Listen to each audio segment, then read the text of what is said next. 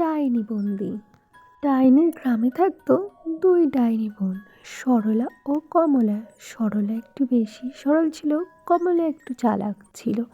কিন্তু তাদের দুই বোনের মধ্যে মিল ছিল প্রচুর পরিমাণের।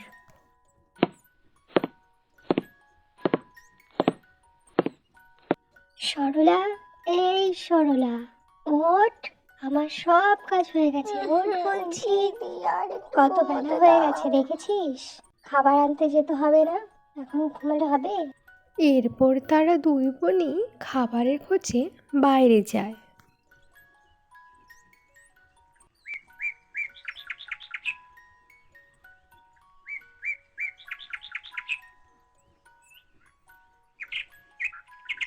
বোন, তুই এইদিকে যা, আমি এইদিকে চলে যাচ্ছি।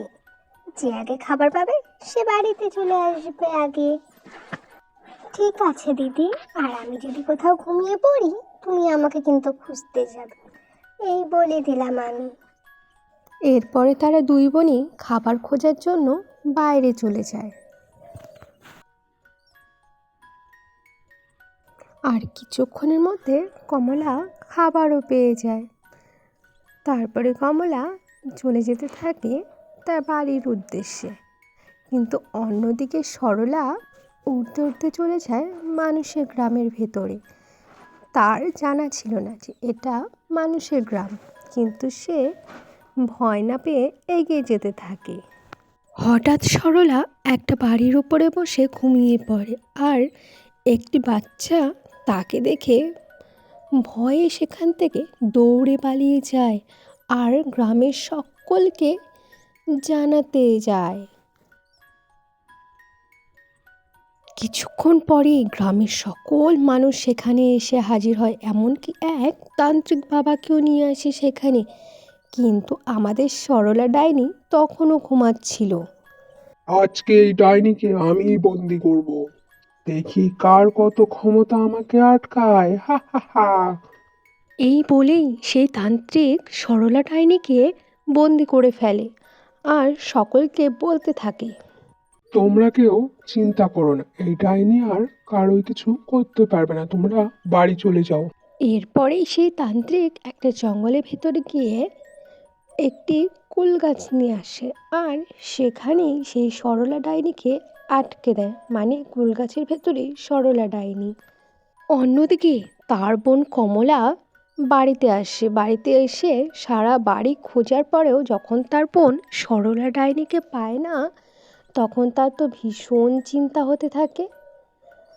আমার বোনটা এখনো বাড়িতে আসেনি, নিশ্চয়ই কোথাও ঘুমিয়ে পড়েছে ও। এরপরে কমলা ডাইনিও সরলা ডাইনিকে খোঁজার জন্য মানুষের গ্রামে গিয়ে পৌঁছায় আর ঘুরে ঘুরে চারিদিক দেখতে থাকে যে কোথায় গেল তার বোন সরলা ডাইনি। তার বোনকে কোথাও খুঁজে না পেয়ে চলে যায় এক সাধু বাবার কাছে। বাবা, আমার বোনকে আমি কোথাও খুঁজে পাচ্ছি না, আপনি একটু সাহায্য করুন। তোর বোন সরলাকে সে তো এক তান্ত্রিক ধরে নিয়ে গেছে, আমি যা যা বলছি তাই কর।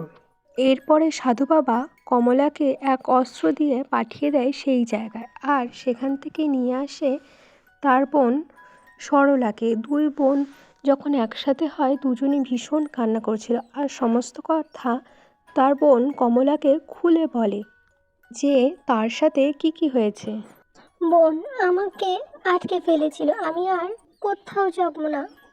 আর এখানে গল্পটি শেষ হয়ে যায়। বন্ধুরা, ভিডিওটি ভালো লাগলে পরে like, comment, share and subscribe. আর তোমাদের যদি নিজস্ব কোনো গল্প থাকে তাহলে অবশ্যই আমাদেরকে কমেন্ট করে বলো, এরপরে গল্পটি হয়তো তোমারও হতে পারে। টাটা।